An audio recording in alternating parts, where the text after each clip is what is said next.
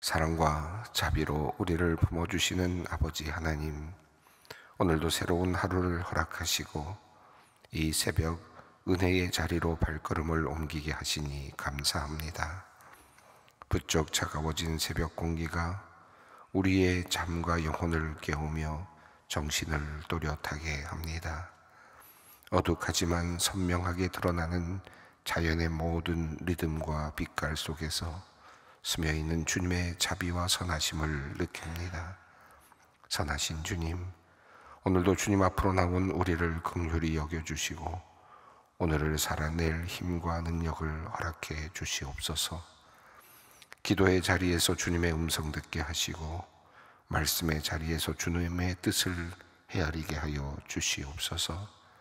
그래서 오늘 이 하루도 주님 안에서 행복한 하루가 되게 하여 주시옵소서.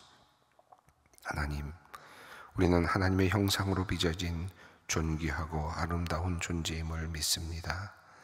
그러나 세상은 점점 더 인간의 가치를 효용과 성과로만 평가하는 방향으로 나아가고 있습니다.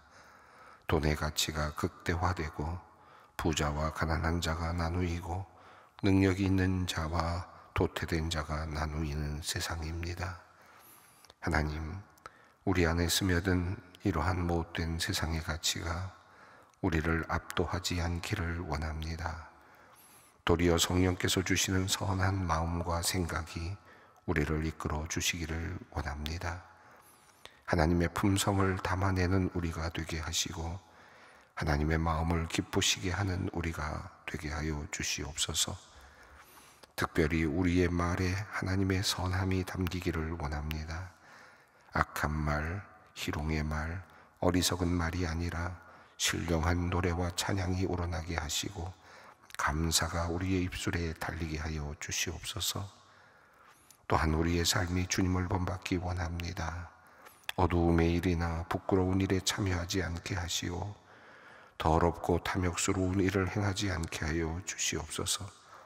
모든 착함과 의로움과 진실함으로 우리의 삶을 채워가게 하여 주시옵소서.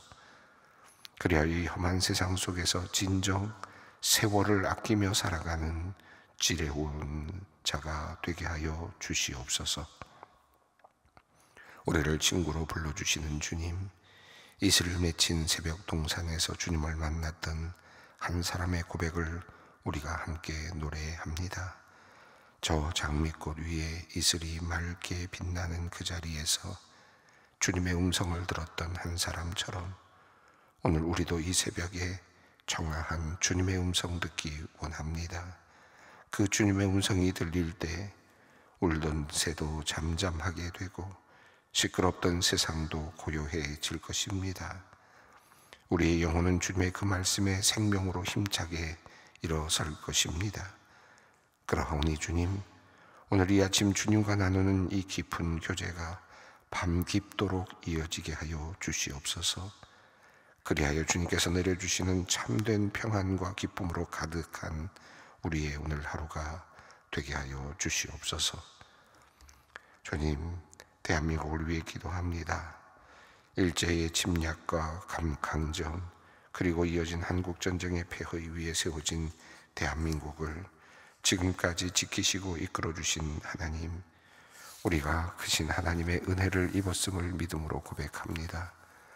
국민소득 67달러의 최빈국, 외국의 원조를 받던 나라, 하루 세끼를 걱정해야 했던 이 나라가 한강의 기적을 넘어 모든 나라가 부러워하는 나라로 세계의 강대국으로 우뚝 서게 되었습니다. 하나님을 의지하는 백성을 물리치지 않으시고 기도하는 백성의 기도를 들으시고 응답하신 주님의 놀라운 은혜를 찬양합니다. 바라오니 오늘도 전국 곳곳에서 이 새벽에 드려지는 나라와 백성을 위한 기도를 들으시고 이 나라를 굽어 살펴 주시옵소서. 무역의 문제로 관세의 문제로 힘든 시간을 보내고 있는 우리 기업들을 보살펴 주셔서 속히 어려운 문제들이 해결되게 하여 주시옵소서. 또한 이 나라의 백성들이 이념과 생각, 지역과 세대 등으로 나뉘어져 있습니다. 주님, 이 나라의 백성이 주 안에서 한 마음이 되게 하시고 애국의 정신으로 하나가 되게 하여 주시옵소서. 이 나라를 불쌍히 여겨주시기를 원합니다. 대한민국이 반도체와 조선, 자동차 등 여러 제조업의 분야에서 놀라운 성과를 거두고 있고 K-팝과 같은 한류 문화가 전 세계 사람들에게 큰 관심을 얻고 있지만 우리는 여전히 정의롭지 못한 사회, 공평하지 못한 세상을 살아가고 있습니다. 청년들은 미래를 향해 꿈도 꾸지 못하고 있고 아기들의 울음소리는 점점 작아지고 있습니다. 빈익빈 부익부 현상이 더욱 심화되고 있으며 정치는 국민에게 희망을 주지 못하고 있습니다. 주님, 이 나라가 모든 백성에게 희망을 주고 새로운 기대를 만들어주는 나라가 되기를 원합니다. 이 일을 위해 우리 그리스도인들이 분발하게 하시고 책임을 다하게 하여 주시옵소서. 애국의 마음으로 국민을 사랑하며 대한민국의 미래를 끌어가는 주님의 자녀들, 이 세상의 청지기들이 되게 하여 주시옵소서. 그리하여 온 세계가 부러워하는 대한민국을 넘어 온 세계가 본받고 싶어하는 대한민국, 하나님께서 기뻐하시는 대한민국을 만들어가게 하여 주시옵소서. 오늘도 고통의 시간을 보내고 있는 소망의 성도들을 기억하여 주시옵소서. 암과 싸우고 있는 이들에게 강한 체력과 믿음 주시옵소서. 무엇보다도 하루에도 몇 번씩 바뀌는 그 연약하고 혼란스러운 마음을 지켜 주시옵소서. 마음이 한없이 약해질 때 성령께서 그 마음 붙잡아 주시고 그 믿음을 확고하게 하시며 새 힘을 내려 주시옵소서. 큰 수술을 앞둔 이들에게 마음의 위로와 평안을 내려 주시옵소서. 좋은 의료진을 만나게 하셔서 적절한 치료를 받게 하시고 가장 적합한 약물이 투여되게 하셔서 효과가 나타나게 하여 주시옵소서. 불면증, 스트레스와 불안, 이석증 등 여러 가지 질병으로 고통을 받고 있는 성도들을 주님께서 오늘도 살펴주시옵소서. 하나님, 오늘도 말씀의 자리에서 주님의 음성 듣기 원합니다. 주님께서 우리의 영혼의 말씀으로 채워주시옵소서. 그리하여 우리의 영혼이 살게 하여 주시옵소서. 우리 구주 예수 그리스도의 이름으로 기도 올리옵나이다. 아멘. 오늘의 말씀입니다. 에베소서 6장 1절로 9절 말씀입니다. 에베소서 6장 1절로 9절까지 말씀을 함께 봉독하겠습니다. 자녀들아, 주 안에서 너희 부모에게 순종하라. 이것이 옳으니라. 내 아버지와 어머니를 공경하라. 이것은 약속이 있는 첫 계명이니 이로써 내가 잘 되고 땅에서 장수하리라. 또 아비들아, 너희 자녀를 노엽게 하지 말고 오직 주의 교훈과 훈계로 양육하라. 종들아, 두려워하고 떨며 성실한 마음으로 육체의 상전에게 순종하기를 그리스도께 하듯 하라. 눈가림만 하여 사람을 기쁘게 하는 자처럼 하지 말고 그리스도의 종들처럼 마음으로 하나님의 뜻을 행하고 기쁜 마음으로 섬기기를 주께 하듯 하고 사람들에게 하듯 하지 말라. 이는 각 사람이 무슨 선을 행하든지 종이나 자유인이나 주께로부터 받은 줄을 들바함이라. 상전들아, 너희도 그들에게 이와 같이 하고 위협을 그치라. 이는 그들과 너희 상전이 하늘에 계시고 그에게는 사람을 외모로 취하는 일이 없는 줄 너희가 알미라.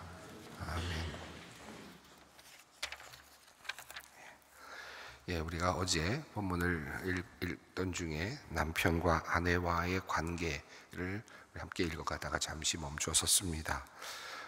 남편과 아내의 관계를 이야기하는 이 에베소서의 말씀은 오늘날 특별히 남과 여의 평등 또는 이런 동등함, 이런 것들이 아주 편만하게 또 자리 잡아 있는 이 사회 속에서는 때로는 이 말씀이 조금 불편하게 느껴질 수도 있겠습니다. 이 말씀을 그러나 하나님의 말씀으로 잘 이해하고 듣는 것이 중요합니다. 특별히 오늘 이 남편과 아내의 관계를 이해하기 위해서 몇 가지 전제를 말씀드리던 중에 잠시 멈춰섰는데요. 어제 본문을 보면 21절에서 그리스도를 경외함으로 피차 복종하라 라는 이 말씀이 전체를 아우르고 있다라는 말씀을 먼저 드렸습니다.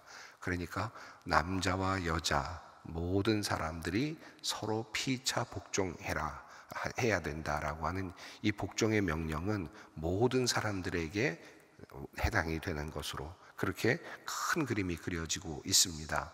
우선 그 맥락 안에서 이 본문을 보아야 한다라는 것이죠. 특별히 아내들에게 남편들에게 복종하라 이 말씀을 읽을 때 때로는 조금 불편하게 느껴질 수 있지만, 그러나 21절에 있는 이 말씀은 전체를 아우르고 있기 때문에 그 중에 한 예를 들면서 시작하는 것이라고 볼 수 있겠습니다. 또 한 가지는 앞서 말씀드렸습니다마는 32절로 33절 말씀에서 이 비밀이 크도다라고 말하면서 사도 바울은 바로 이 이야기를 하면서 남편과 아내의 관계를 이야기하면서 또 실제적으로 그 안에 교회와 그리스도와의 관계를 함께 담아서 설명하려고 하고 있다라고 하는 것입니다. 그러다 보니까 그리스도와의 교회의 그 관계를 설명하다 보니까 훨씬 더 머리가 되시는 그리스도에게 복종해야 된다라고 하는 이미지가 조금 더 강하게 드러나고 있다라고 이해할 수 있겠죠. 또 한 가지가 있는데, 앞서서 우리가 읽어가면서 에베소서에서 옛 사람의 모습은 방탕할 뿐만 아니라 술 취할 뿐만 아니라 희롱의 말을 하거나 더러운 일을 하거나 음행을 하거나 탐욕을 부리거나 하는 이런 것들이 쭉 목록으로 나왔었습니다. 다시 말하면 특별히 성적으로 타락한 그런 모습이 부각되었다고 말씀을 드렸습니다. 모든 음행들, 더러운 것과 탐욕, 이 탐욕도 이웃의 아내를 탐하는 그런 의미가 함께 포함되어 있는 그런 표현이라고 말씀드렸죠. 누추함, 음담패설이나 외설스러운 말이나 상스럽고 음탕한 말들을 하지 말라라고 하는 이런 말씀을 하면서 잘못된 어떤 성적인 또는 그러한 삶의 모습을 그 옛사람의 모습으로 이렇게 부각을 시켰습니다. 그런 관점에서 본다면 이제 우리가 읽은 어제의 말씀, 또 우리가 읽어가고 있는 말씀은 이렇게 옛사람, 그저 생각과 본능과 충동에 의지하고 또 이렇게 말도 막 하고 그리고 거짓된 말과 또 음탕한 말을 하면서 살아가는 헛된 인생을 살아가고 있는 인생, 그런 인생들을 향하여서 사도 바울은 세월을 아끼라고 말하지 않습니까? 지혜롭게 살아야 된다라고 하는 말을 하지 않습니까? 그러면 이 지혜롭게 사는 것은 어떤 것인가? 남편과 아내의 관계 안에서 또한 정돈된 삶을 살고 또 그 안에서 하나님께서 허락하신 그 틀 안에서 남자와 여자의 관계 안에서 그 아름다운 인생을 살아가는 것, 이것이야말로 하나님의 뜻을 이루어가는 것이다라고 하는 그런 맥락을 담고 있습니다. 그러니까 이 큰 그림을 먼저 보면서 이 아내와 남편의 관계를 이해할 필요가 있겠습니다. 그래서 22절에서 아내들이여 자기 남편에게 복종하기를 주께 하듯 하라. 이는 남편의 아내의 머리됨이 그리스도께서 교회의 머리됨과 같음이니 그가 바로 몸의 구주시니라. 23절에서 바울은 그리스도와 교회를 함께 또 같이 다루고 있다는 것이 확연하게 드러나죠. 그래서 이 두 가지를 함께 이야기를 하면서 아내들에게 복종할 것을 이야기합니다. 그리고 또 교회가 그리스도에게 하듯이 아내들도 범사에 남편에게 복종할지라. 이 23절과 24절이 교회와 그리스도와의 관계를 함께 엮어서 이야기를 하고 있습니다. 자, 그러면서 남편들에게 아내 사랑하기를 그리스도께서 교회를 사랑하시고 그 교회를 위하여 자신을 주신 것 같이 하라. 이 말씀도 그리스도와 교회의 관계를 같이 묶어서 이야기하고 있죠.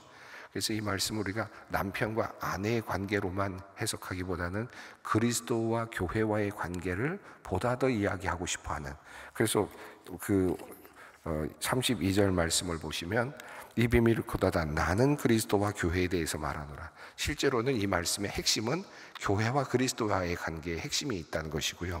더불어 33절에서 그러나 너희도 각각 자기 아내 사랑하기를 자신과 같이 하라.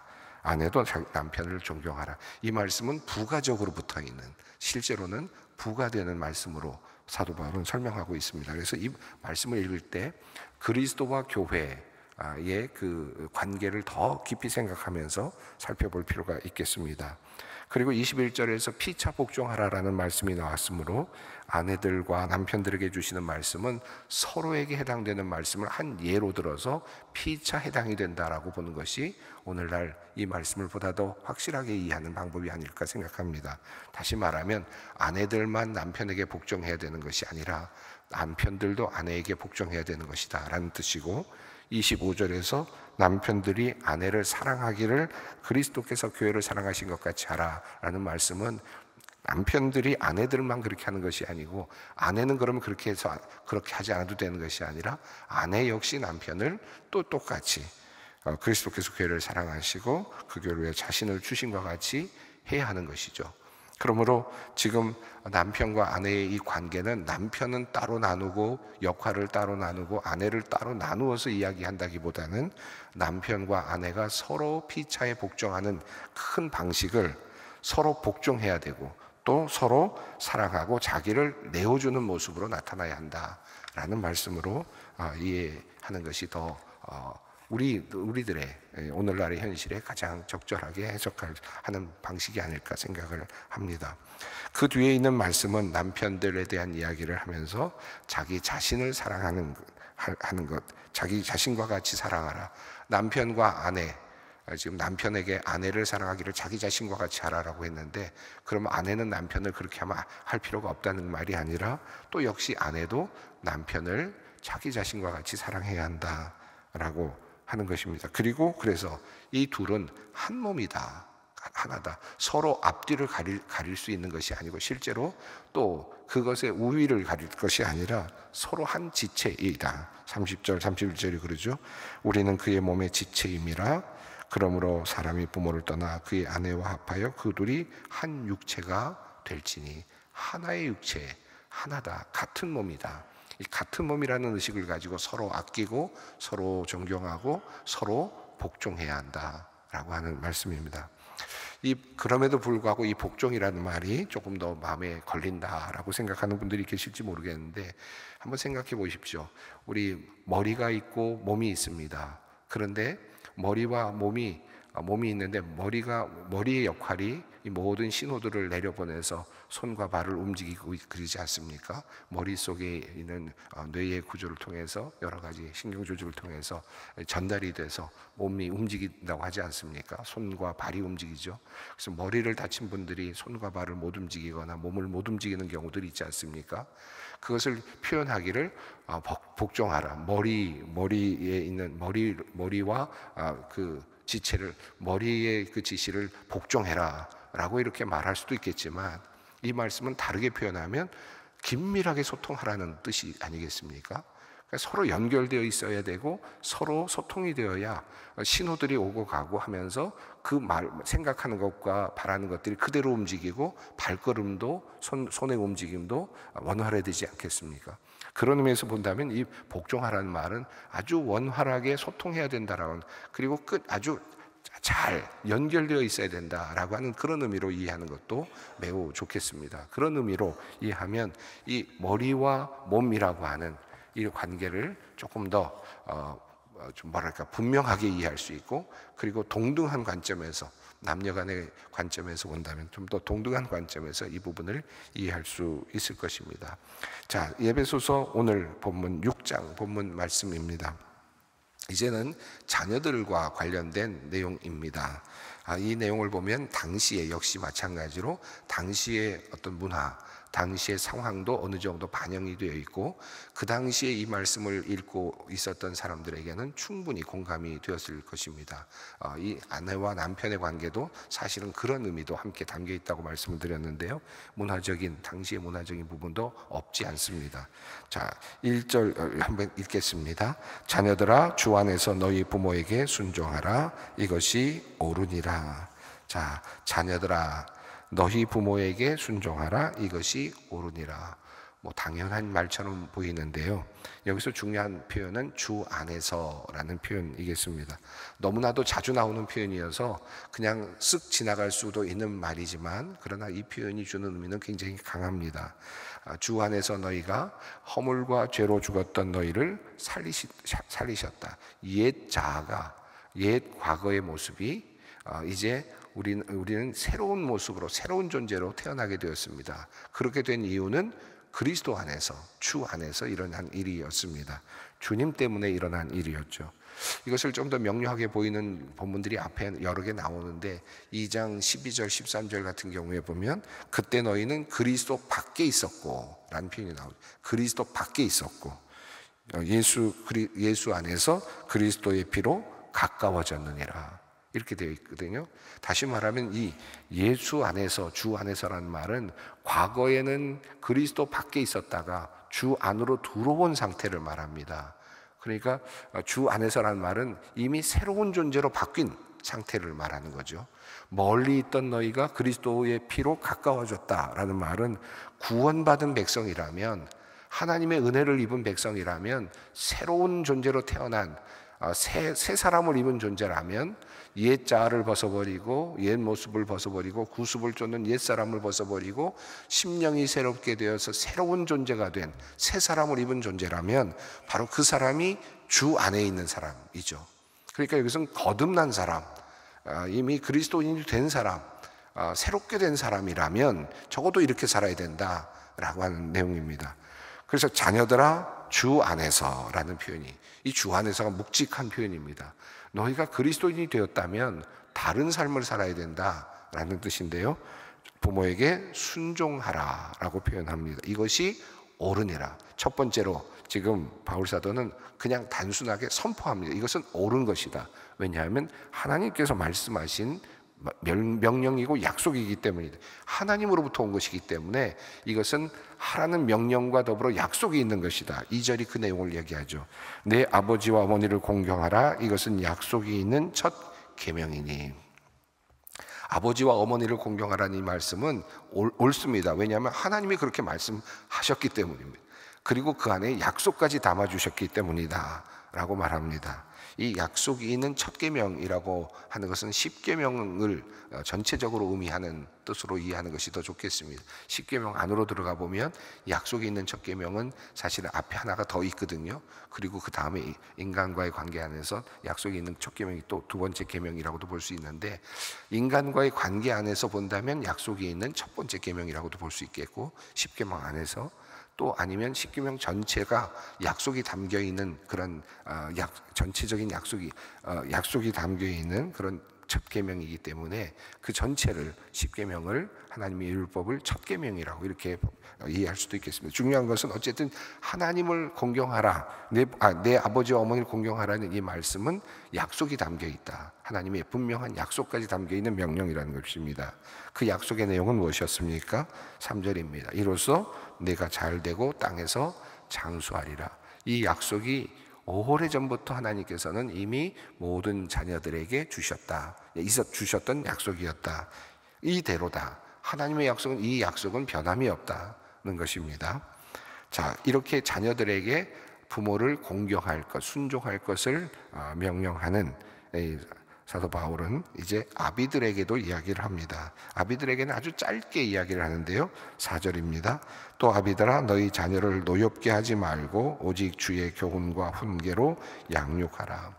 아마도 이 표현에는 오늘날도 이런 사람들이 많이 있지만, 그러나 특별히 그 과거에는 자녀들을 거의 재산처럼 사용하고 어린아이들은 사람으로 인정하지도 않고 그리고 학대하고 폭행하고 하는 이런 일들이 상당히 많이 있었습니다. 이미 과거에는 특별히 얼마 전까지만 해도 자녀들에 대한 부모의 폭력 같은 것들은 상당히 많이 보고가 되곤 하지 않았습니까? 자, 그런 것들을 생각해 본다면 아비들이 그 자신이 가지고 있는 어떤 힘이나 또는 자신들이 심기가 불편할 때 도리어 자녀들을 학대하거나 폭행하는 그런 일들이 종종 일어나는데, 아비들에게 한 가지, 거듭난 아비들이죠. 주 안에 있는 아비들입니다.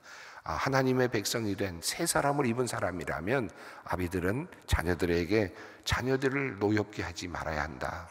자녀들이 실망하거나 상처를 입지 않게 해야 된다. 그래서 저는 요즘에 말로 이 말을 표현한다면, 노엽게 하지 말라는 말을 자녀들에게 상처를 주지 말라라는 의미로 그렇게 한번 또 이해하고 해석할 수 있지 않을까 생각합니다.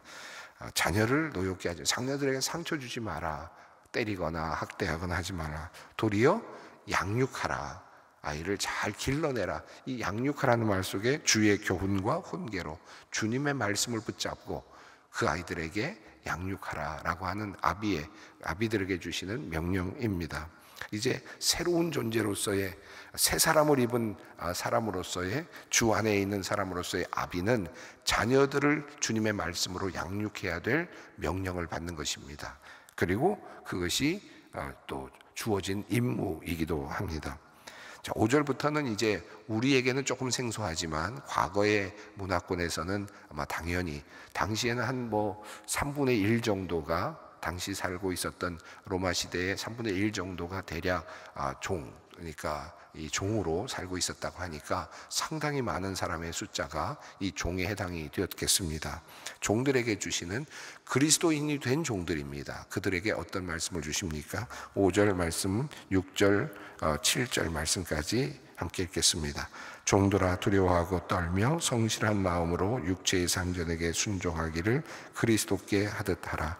눈가림만 하여 사람을 기쁘게 하는 자처럼 하지 말고 그리스도의 종들처럼 마음으로 하나님의 뜻을 행하고 기쁜 마음으로 섬기기를 주께 하듯 하고 사람들에게 하듯 하지 말라.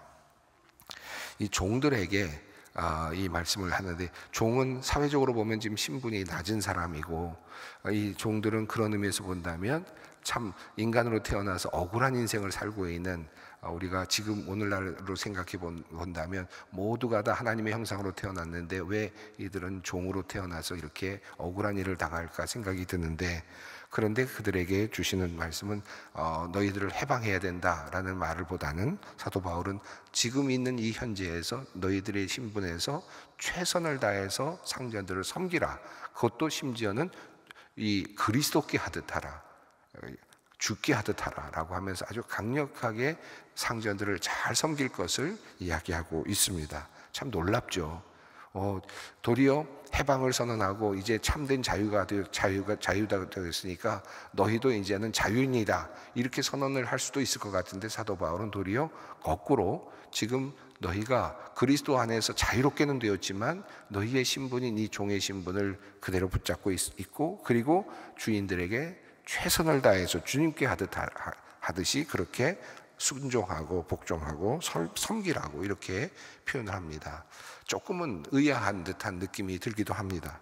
자, 그런데 8절을 보면 흥미로운 표현이 나오는데 읽습니다. 이는 각 사람이 무슨 선을 행하든지 종이나 자유인이나 주께로부터 그대로 받을 줄을 알미라. 이 8절이 굉장히 중요한 의미를 담고 있습니다. 종이 주인을 섬기는데 이제 그 모든 것들은, 이제 섬기는 이 모든 것들이 결과적으로는 후에 하나님께서 보상해 주시고 하나님께서 계산해 주실 것이다. 자, 이 땅에서 억울한 삶을 살아가지만 그것조차도 하나님께서는 나중에 받게 될 것이다. 그것에 대한 보상도 너희가 받게 될 것이다. 그러니까 지금 너희가 이 땅에서 종으로 고생하는 이 자체도 하나님께 가면 하나님 앞에서 이 모든 것도 또 공평하게 보상해 주실 것이다 라고 하는 그런 말씀이 이 안에 담겨 있는 겁니다. 그러니까 이 땅에 살면서 참 어렵고 힘든 삶을 사는 사람들에게도 주시는 그러한 분명한 하나님의 은혜로운 말씀이라고 저는 생각하는데요.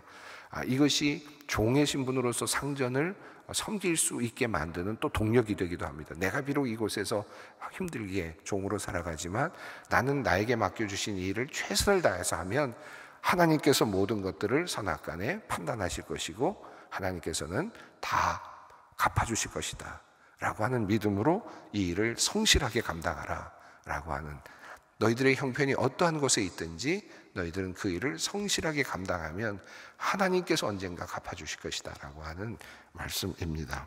상전들에 대한 말씀 한 절만 읽습니다. 상전들아 너희도 그들에게 이와 같이 하고 위협을 그치라. 이는 그들과 너희 상전이 하늘에 계시고 그에게는 사람을 외모로 취하는 일이 없는 줄을 너희가 알미라. 상전들에게 너희 위에 상전이 계시다는 사실을 항상 생각하라. 그리고 이 종들을 위협하거나 하는 그런 일들을 하지 말라라는 그런 말씀으로 지금 새로운 존재, 새 사람을 입은 사람들을 향한 하나님의 말씀을 바울이 지금 전하고 있습니다. 오늘 이 말씀을 쭉 읽었는데 우리의 형편이 어느 형편에 있는지, 우리가 자녀인지 부모인지 각 또 부모이기도 하고 자녀이기도 하고요. 또 한편으로는 어떤 자리에서는 종의 역할을 하기도 하고 어떤 자리에서는 또 주인의 역할도 하고 있기도 한데 또 남편과 아내로서의 또 삶을 살아가기도 하는데 이 삶의 자리에서 주신 하나님의 은총, 하나님의 명령, 이 약속이 담긴 이 말씀들을 우리가 함께 읽었습니다. 하나님께서 나에게 주신 한 말씀이 무엇일까? 또 지혜롭게 사는 것이 무엇일까를 깊이 생각하면서 오늘 기도의 자리로 함께 나아가겠습니다. 하늘에 계신 우리 아버지, 아버지의 이름을 거룩하게 하시며 아버지의 나라가 오게 하시며 아버지의 뜻이 하늘에서와 같이 땅에서도 이루어지게 하소서. 오늘 우리에게 일용할 양식을 주시고 우리가 우리에게 잘못한 사람을 용서하여 준 것 같이 우리 죄를 용서하여 주시고 우리를 시험에 빠지지 않게 하시고 악에서 구하소서. 나라와 권능과 영광이 영원히 아버지의 것입니다. 아멘.